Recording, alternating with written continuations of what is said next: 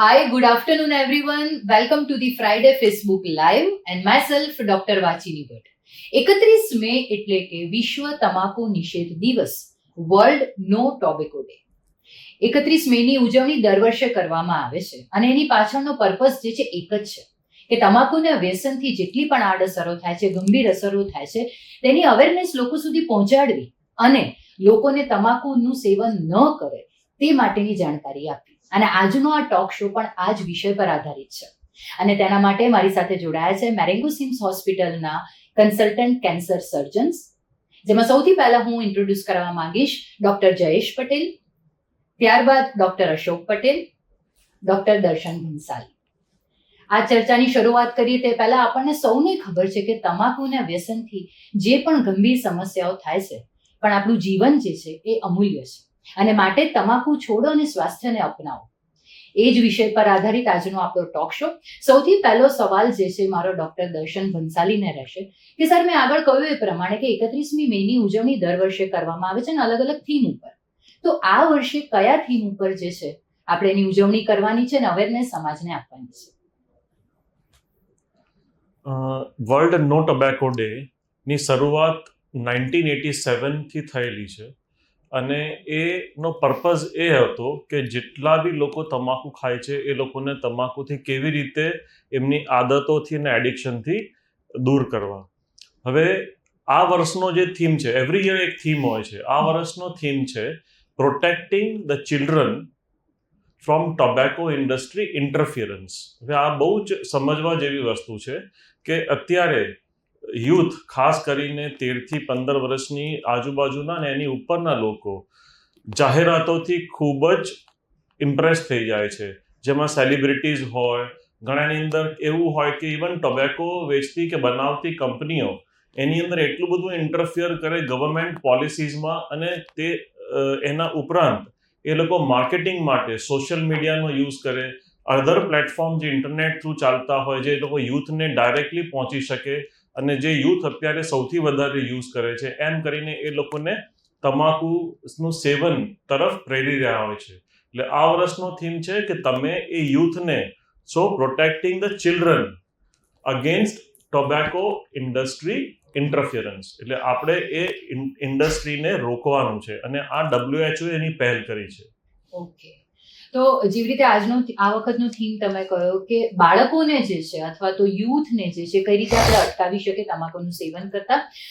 જય સર, તમારા માટે મારો ક્વેશ્ચન એ રહેશે કે આટલી બધી અવેરનેસ છતાં પણ ક્યાંક ને ક્યાંક આપણે જો આંકડાઓ તરફ દ્રષ્ટિ નાખીએ તો સ્ટેટિસ્ટિક્સ તો એવું જ કહે છે કે તમાકુનું સેવન જે છે દિન બદિન વધતું જાય છે. તો આના વિશે આપ શું કહેશો? પહેલા તો કહીશ કે તમાકુનું સેવન બે રીતે થાય છે, સ્મોકલેસ અને વિથ સ્મોક. તો બીડી ટોબેકોમાં ખૂબ પીવાય છે, સિગરેટ્સ ખૂબ પીવાય છે, એ સ્મોક ટોબેકો કહેવાય, અને ગુટખા અને પાન મસાલા ખાવાય છે એ સ્મોકલેસ કહેવાય. થર્ડ થિંગ ઇઝ દેટ કે પેસિવ સ્મોકિંગ. જે એક માણસ સિગરેટ પીતો હોય તો એને બાજુનો માણસને પણ એની અસર થઈ શકે છે. તમને આંકડા જણાવીશ કે ઇન્ડિયાની અંદર 5માંથી 1 માણસને તમાકુને લીધે કેન્સર થાય છે. અને જો પર્સન્ટેજ વાઇઝ ગણીએ તો તમાકુને લીધે અથવા તો ટોબેકોના ચુઈંગને લીધે મોઢાના જે કેન્સર થાય છે એમાં 48% મેલ છે. ઇન્સિડન્ટલી હમણાં જ સર્વે કર્યો, એમાં ફિમેલમાં પણ એ રેટ વધ્યો છે ને, ઇટ ગોઝ ટુ 20%. અને તમાકુની અંદર 70 પ્રકારના કેન્સરજન્ય તત્વો હોય છે જે કેન્સર થવા માટે મેઇન કારણ છે. આખા વર્લ્ડમાં જોઈએ તો હેલિનિક કેન્સર છે એ 6th કોમન કોઝ છે. અને આ કન્ક્લુઝનમાં કહું કે જે લોકો તમાકુ ખાય છે એમાંથી 80% will develop cancer through out his life. So it is very dangerous કે તમાકુનું સેવન છોડો અને નો ટોબેકોને અપનાવો.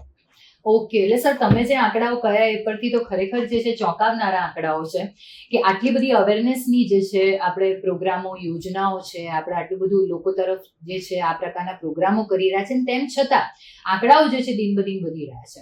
તો અશોક સર, હવે પ્રશ્ન એ થાય કે તમાકુનું સેવન જે દિન બદિન વધી રહ્યું છે એની પાછળના કારણો કયા? અત્યારે જો આપણે જેમ દર્શનભાઈએ કહ્યું એ રીતે કારણો જોઈએ તો સોશિયલ મીડિયાનો પ્રભાવ એટલો બધો છે આપણા યુથ ઉપર કે સેલિબ્રિટીઝ, જે તમારી ટીવીની જાહેરાતો જુઓ, તમે ક્રિકેટની મેચ જુઓ, IPL હોય, વન ડે હોય, બધામાં જ મોટાભાગની 90% જાહેરાતમાં તમને સેલિબ્રિટીઝ તમાકુ એકને બીજા પ્રકારે ખાતા જોવા મળશે. એટલે નાના બાળકોથી માંડીને યુવાનો અને બધા જ પ્રકારના લોકોને એવું થાય છે કે આ સેલિબ્રિટીઝ લે છે એટલે આપણે લેવું જોઈએ. બીજું એક કારણ એ છે કે દેખાદેખી હોય છે, અને ત્રીજું કારણ એ દેખાદેખી એટલા માટે કે એક વ્યક્તિ લે છે એટલે એ પણ હીરો જેવો લાગે છે, એને એમ થાય છે કે હું રાજા પાઠમાં છું, એટલે એ વ્યક્તિ પોતાની હીરોગીરી કરતો હોય કે તમાકુ ખાઈએ તો આવા ઉફોરિયામાં આવી જાય છે, અને એનું જોઈને એનો કલીગ અથવા એનો મિત્ર અથવા એનો ભાઈ એ પણ એ કરવા પ્રેરાય છે. એવી રીતે ત્રીજું એક કારણ એવું પણ ગણાય છે કે જે દેખાદેખીની સાથે સાથે લોકોને એમ થાય છે કે આ વ્યક્તિએ કર્યું અને લોકો એના મિત્રો હોય એમ કે તું નથી ખાતો યાર, તારે તો ખાવું જ જોઈએ, અમે બધા ખાઈએ છીએ, તું કેમ ન ખાય?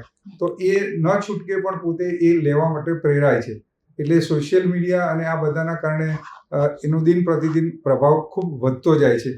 અને બીજું એક વસ્તુ એ કહી શકાય કે સરકારની પણ આમાં થોડીક નિષ્કાળજી આપણે ગણી શકીએ કે જેથી એને રોકવા માટેના યોગ્ય પ્રયત્નો પણ આપણા તરફથી નથી થતા, સમાજ તરફથી પણ નથી થતા. એટલે ઘણા બધા કારણો તમે કહ્યા કે સોશિયલ મીડિયા થ્રુ જે છે આ પ્રકારનું એક મોટિવેશન મળતું હોય છે બાળકોને, યુથને, એ પછી પિયર પ્રેશરની વાત થઈ અથવા સોશિયલ સ્ટેટસની વાત થઈ, તો આ બધા જ કારણો જે છે દિન બદિન વધતા જતા તમાકુ સેવન માટે જવાબદાર છે.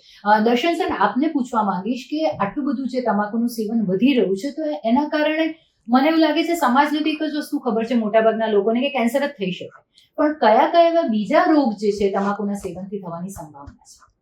ઓકે, હવે આપણે તમાકુથી થતા રોગો ગણીએ અથવા તમને પહેલા એ આંકડા કહું કે ભાઈ તમાકુના સેવનથી પર યર દર વર્ષે કેટલા લોકોની ડેથ થાય છે વર્લ્ડ વાઇડ.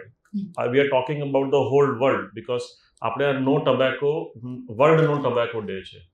તો પર યર ટબેકો રિલેટેડ ડિઝીઝ એટલે તમાકુથી થતા રોગોથી 8 મિલિયન એટલે કે 80 લાખ લોકોનું મૃત્યુ થાય છે, જેમાંથી 30 લાખ તમાકુમાં ઓરલ કેન્સર અથવા તો હેડ એન્ડ નેક કેન્સરથી થાય છે અથવા તો શરીરના બીજા અન્ય કેન્સરથી થાય છે, જેમાં તમાકુ કારણ છે.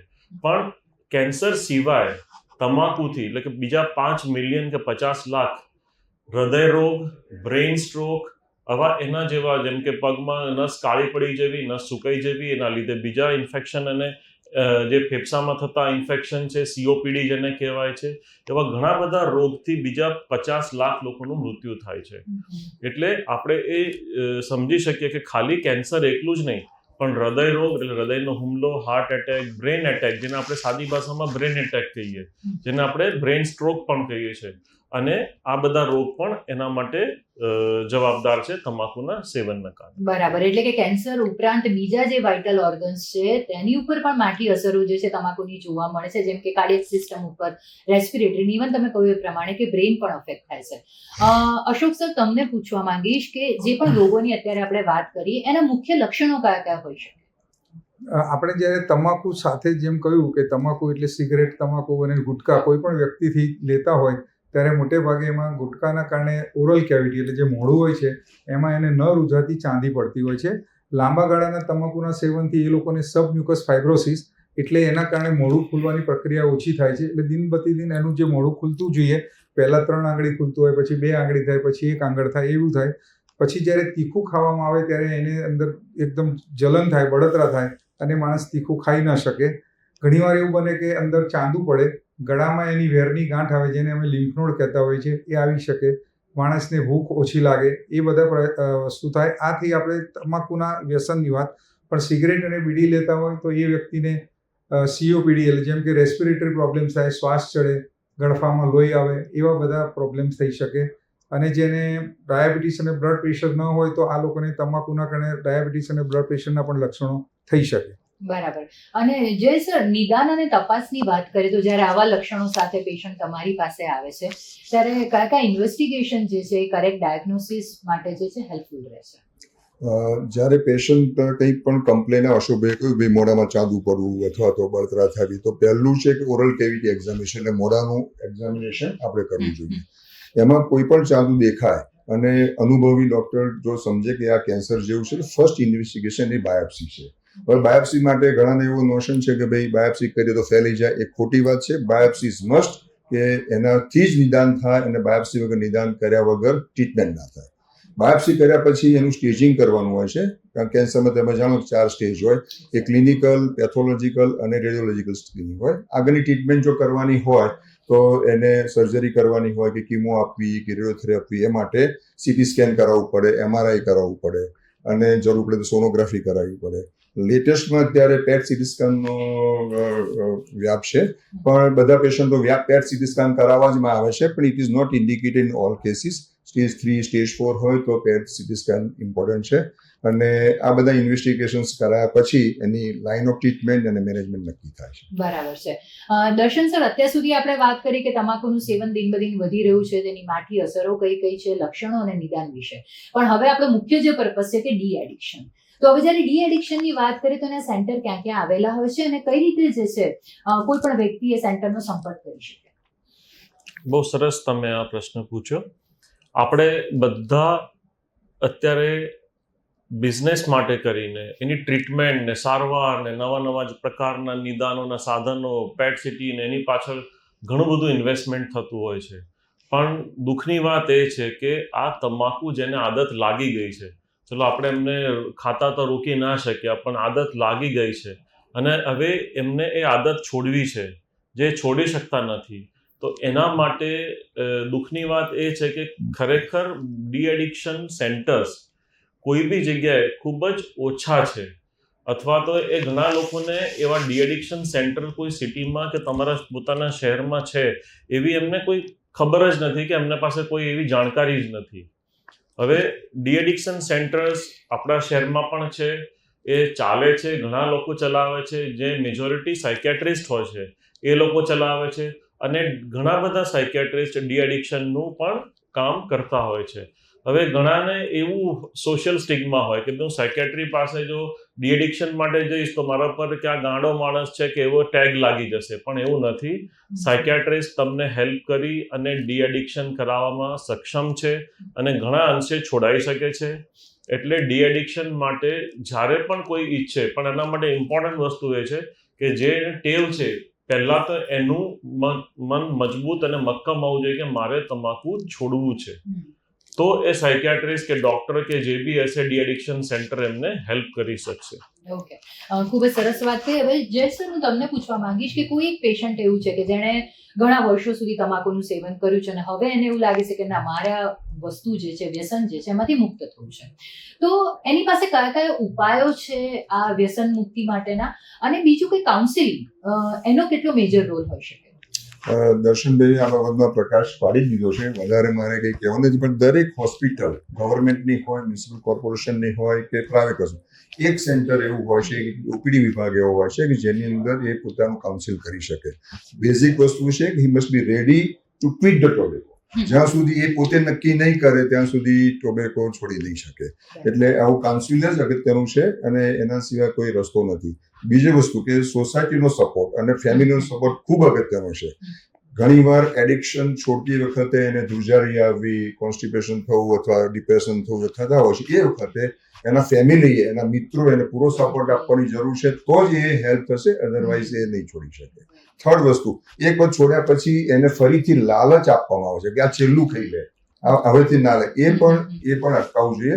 એટલે બધાનો સાથે સપોર્ટ હોય તો જ એ માણસ પોતાનું એડિક્શન છોડી શકે. ચોક્કસ સર, તમે ખૂબ જ સરસ વાત કહી કે કદાચ એ તમાકુનું વ્યસન જે આટલા વર્ષોથી લઈ રહ્યો છે અને જો એકદમથી એ છોડશે તો ક્યાંક ને ક્યાંક વિથડ્રોઅલ સિમ્ટમ્સ જે છે એની અંદર જોવા મળશે, ને ત્યારે એ વ્યક્તિના પોતાના મનોબળની સાથે સાથે ફેમિલી સપોર્ટ જે છે, એનો ફ્રેન્ડ્સના જે સપોર્ટ જે છે, ખૂબ જ અગત્યનો ભાગ બની રહેશે. અશોક સર, તમને પૂછવા માંગીશ કે ડી એડિક્શનના સેન્ટર્સ વિશે વાત કરી, એના ઉપાયો વિશે વાત કરી, પણ ક્યાંક ને ક્યાંક એ વ્યક્તિએ આટલા વર્ષોથી તમાકુનું સેવન કર્યું જ છે, એટલે કોઈક ને કોઈક રોગથી, લક્ષણોથી પીડાઈ રહ્યો છે. હવે જો સારવારની વાત કરીએ તો કયા કયા જે છે એના વિકલ્પો હોઈ શકે? આપણે જ્યારે કેન્સરનું એકવાર નિદાન થઈ જાય છે અને અમે જ્યારે હેડ એન્ડ નેક કેન્સર સર્જન તરીકે વાત કરીએ, કારણ કે દર્શનભાઈએ કહ્યું એ પ્રમાણે બીજા બધા તમાકુના કારણે રોગો થાય છે, પણ જ્યારે આપણે આજે મુખ્ય વાત કરીએ છીએ હેડ એન્ડ નેક કેન્સર વિશે, તો એમાં અમારી પાસે આવે ત્યારે એમને મોઢાના અથવા જીભના અથવા ગળાના કેન્સર હોઈ શકે, જેમાં સોર પેટીની આવી જાય. તો એના માટે અમે પહેલાં તો અમારી 3 પદ્ધતિ છે. એક વાડકા એટલે શસ્ત્રક્રિયા કહેવાય, જેને સર્જરી કરીને એ જે ભાગ હોય એને અમે કાઢી શકીએ. અને ધારો કે જીભનું કેન્સર હોય તો જીભને ભાગ એટલો કાઢીને જેને એડિક્વેટ ગ્લોસેક્ટોમી કહીએ, સાથે સાથે ગળાની ગાંઠો પણ અમે કાઢીએ છીએ, જેને અમે મોડિફાઈડ નેક ડિસેક્શન કહેવાય છે. સાથે સાથે એનું રિકન્સ્ટ્રક્શન કરવામાં આવે છે, એટલે જે જીભ કાઢી હોય તો એના જેવો જ જીભનો ભાગ લઈ અને કૃત્રિમ ચામડી મૂકીને એને કૃત્રિમ જીભ બનાવીએ. અથવા જ્યારે અમે જડબું કાઢ્યું હોય તો જડબાનો ભાગ જ્યાં પગના હાડકું લઈ કે બીજું કઈ જગ્યાએથી હાડકું લઈ અને એને નવું હાડકું આપી અને એને પોતાનો જે ઓરિજિનલ દેખાવ હતો એવો દેખાવ કરવાનો પ્રયત્ન કરવામાં આવે. એ એક સર્જરીની વાત થઈ. સર્જરી કર્યા પછી પણ ઘણા પેશન્ટોને અમારે રેડિયેશનની જરૂર પડતી હોય છે. એના માટેના અમારા અમુક ક્રાઇટેરિયા હોય છે કે આ જ્યારે હોય ત્યારે એને રેડિયેશન આપવામાં આવે. અમુક પેશન્ટોને રેડિયેશનની સાથે સાથે રેડિયેશનની ઇફેક્ટને વધારે સારી કરવા માટે કિમોથેરાપીનો પણ રોલ હોય છે, એટલે કિમોથેરાપી અને રેડિયેશન કરવામાં આવે છે.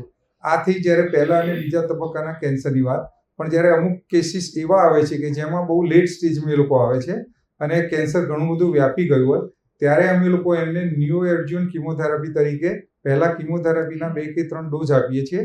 એ આપ્યા પછી જો એમ લાગે કે આ કેન્સર હવે ઓપરેશન થઈ શકે એવું છે તો એને અમે ઓપરેશન કરી અને પછી જરૂર પડે તો રેડિયેશન કિમોથેરાપી આપીએ છીએ.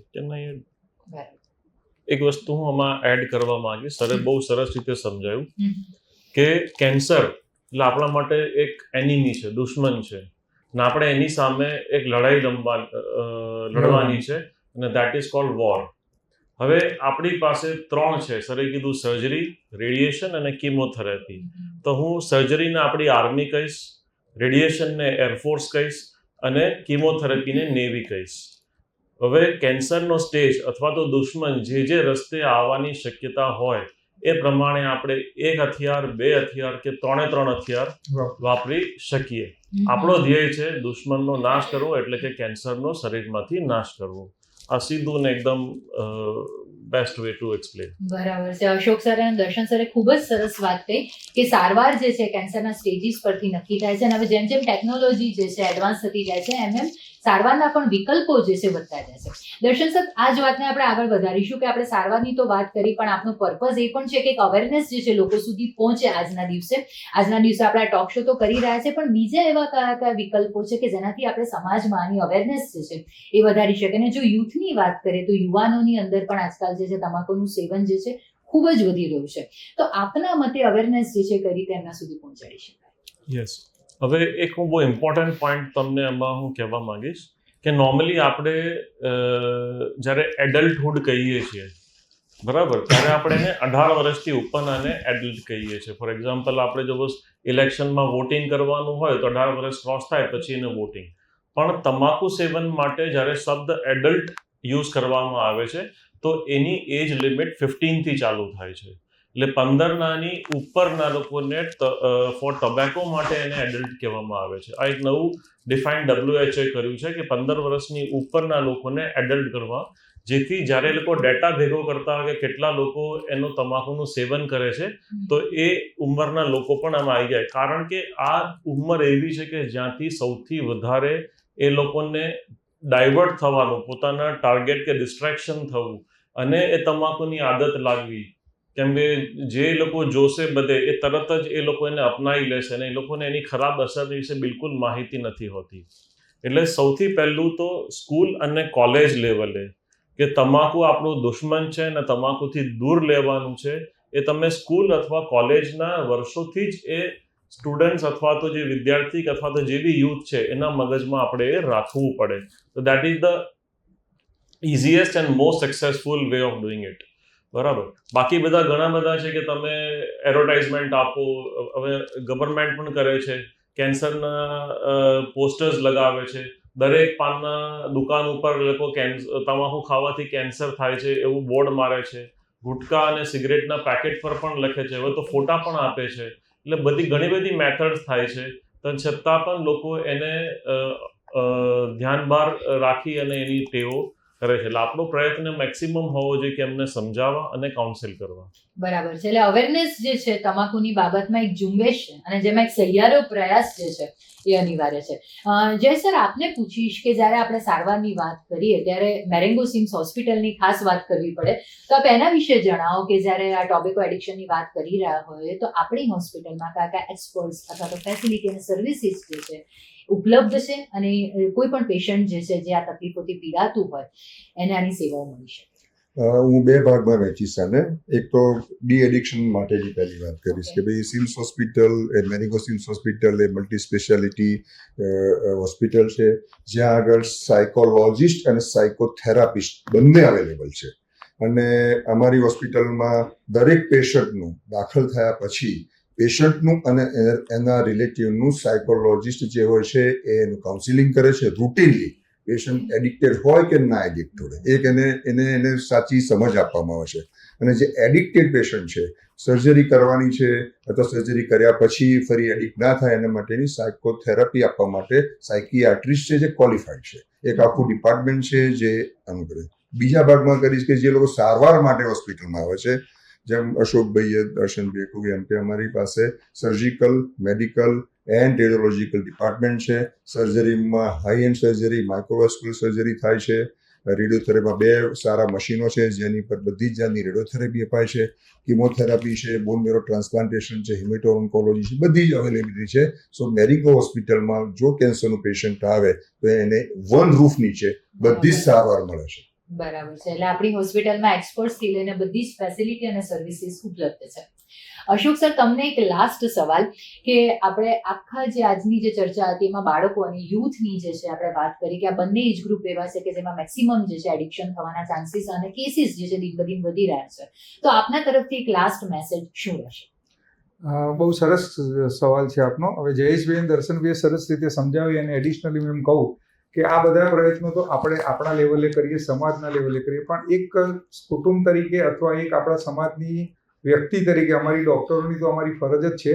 પણ બધા લોકોએ એ રીતે વિચારવું જોઈએ કે સપોઝ હું જ્યારે આવા લેક્ચરો અમે આપીએ છીએ ત્યારે કહીએ છીએ કે ટીચર હોય તો ટીચરે બાળકોના દેખતા ન ખાવું જોઈએ.